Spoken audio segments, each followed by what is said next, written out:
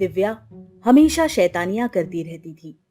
खेल कूद की शौकीन दिव्या कभी इधर भागती, कभी उधर भागती। बस उसे कोई पढ़ने को ना कहे।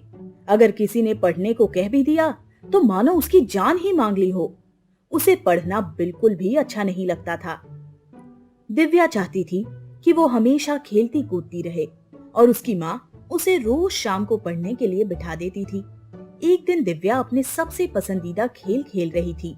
जैसे ही उसकी माँ ने उसे पढ़ने को कहा, वो बहुत ज्यादा गुस्सा हो गई।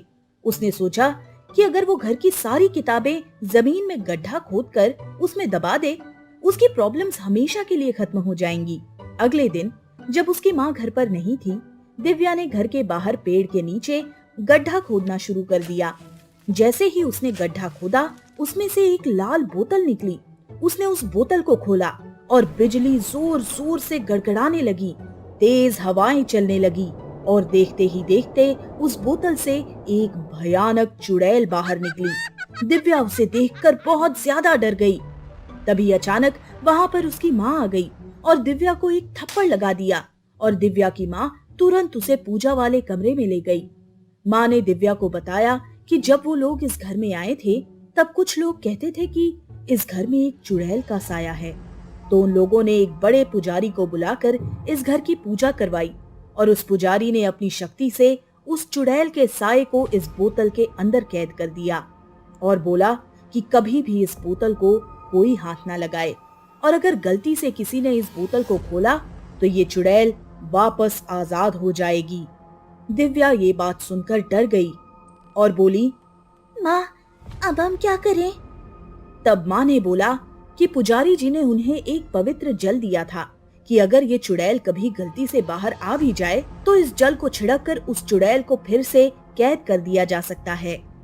पर अब मुश्किल यही थी कि ये जल छिड़का कैसे जाए, क्योंकि वो चुड़ैल काफी गुस्से में थी, क्योंकि उसे इतने लंबे समय तक इस बोतल में बंद कर दिया था।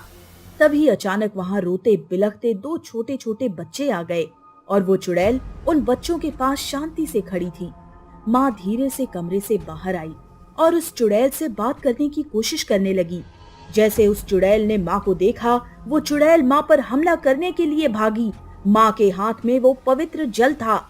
उस जल को देखकर चुड़ैल डर गई और वहीं रुक गई और बोली, मुझ पर ये जल मत डालो, मेरे बच्चे फिर अकेले हो जाएंगे। माँ ने उस चुड़ैल को बड़े ध्यान से देखा और पूछा, तुम्हारे साथ क्या हुआ था?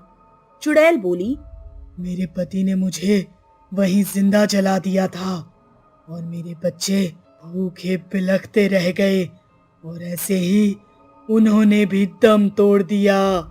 बस अंतर इतना रहा कि मैं तो चुड़ैल बन गई और मेरे बच्चे भूत बन गए।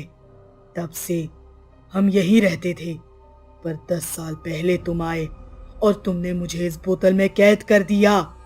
आज मैं वापस आजाद हुई हूँ। मैं अपने बच्चों को वापस अकेले नहीं छोड़ना चाहती। माँ सोचने लगी कि अगर ये चुड़ैल ऐसे ही रही तो लोगों को नुकसान पहुंचाएगी। तभी चुड़ैल बोली, तुम हम पर जल मत डालो, हमें मुक्ति दिला दो। माँ ने पूछा, मैं तुम्हें मुक्ति कैसे दिला सकती हूँ? चुड़ैल बोली, तुम इस घर के पीछे वाले नीम के पेड़ के नीचे, तुमने जहां से इस बोतल को निकाला है, उसी पेड़ के नीचे एक हवन करवाओ और मेरे बच्चों की आत्मा की मुक्ति के लिए प्रार्थना करो। माँ ने पूछा, उस पेड़ के नीचे क्यों?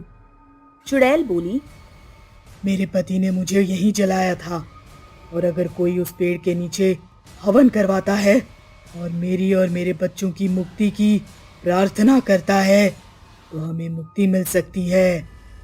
अगले दिन दिव्या की माँ ने वहां पर एक छोटा सा हवन करवाया, जिसमें उन लोगों ने उस चुड़ैल और उसके बच्चों की मुक्ति के लिए प्रार्थना की। इससे उस चुड़ैल और उसके बच्चों को मुक्ति मिल गई और वो हमेशा के लिए वहां से चले गए।